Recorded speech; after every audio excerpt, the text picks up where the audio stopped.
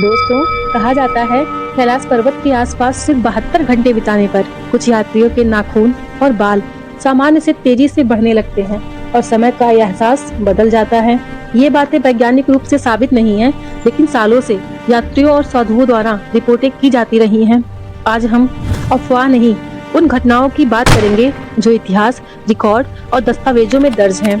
दोस्तों, कैलाश पर्वत कोई आम पहाड़ नहीं है। यह वही जगह है जिसे हिंदू धर्म में भगवान शिव का निवास कहा गया है, बौद्ध धर्म में देवता डेमचोक का स्थान और जैन धर्म में ऋषभदेव की निर्माण भूमि कही गई है। 3 धर्म, 3 आस्थाएं, लेकिन स्थान एक। और यही बात कैलाश को दुनिया के सबसे रहस्यमय पर्वतों में शामिल करती है। दोस्तों, साल 1926 ब्रिटिश शासन के दौरान कैलाश पर्वत पर चढ़ाई का प्रस्ताव रखा गया था, लेकिन स्थानीय बौद्ध लामाओं ने और हिंदू साधुओं के विरोध के बाद यह मिशन आधिकारिक रूप से रद्द कर दिया गया। यह घटना इतिहास में दर्ज और प्रमाणित है। दोस्तों, आज तक ना कोई फोटो, ना कोई वीडियो, ना कोई झंडा और ना कोई आधिकारिक समिति रिकॉर्ड हुई है कि कैलाश की चोटी पर कभी कोई नहीं पहुंचा। चीन सरकार ने इस क्षेत्र को आधिकारिक रूप से नो क्लाइंबिंग जोन घोषित कर रखा है। यह तथ्य भी पूरी तरह से प्रमाणित है। दोस्तों, अब बात करते हैं साल 1999 की। रूस की एक एक्सपेडिशन टीम, जिसका नेतृत्व डॉक्टर अर्नेस्ट मुल्दासेव कर रहे थे, कैलाश क्षेत्र तक पहुंची।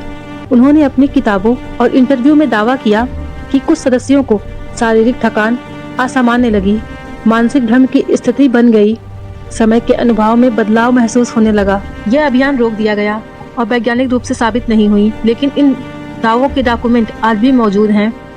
दोस्तों, सदियों से साधु और तीर्थयात्री कैलाश की परिक्रमा करते आ रहे हैं। कई यात्रियों ने यह बात कही कि नींद कम लगती है, भूख का एहसास घट जाता है, समय तेजी से बीतता हुआ महसूस होता है।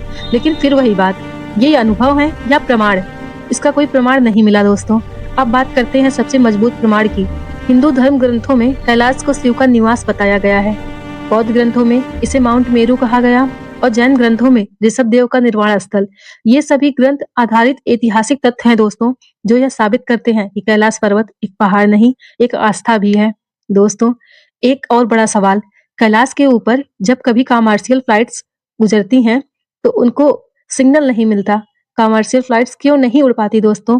क्योंकि यही वह इलाका है जो भौगोलिक और धार्मिक रूप से संवेदनशील जोन में माना जाता है। ये प्रशासनिक रिकॉर्ड दर्ज है दोस्तों। तो दोस्तों, अब सवाल ये नहीं कि कैलाश पर नाखून सच में बढ़ते हैं या नहीं। सवाल ये है, दुनिया के सबसे ऊंचे पर्वत फतह हो चुके, लेकिन कैलाश क्यों नहीं? क्यों हर कोशिश योजना तक ही रुक जाती है दोस्तों?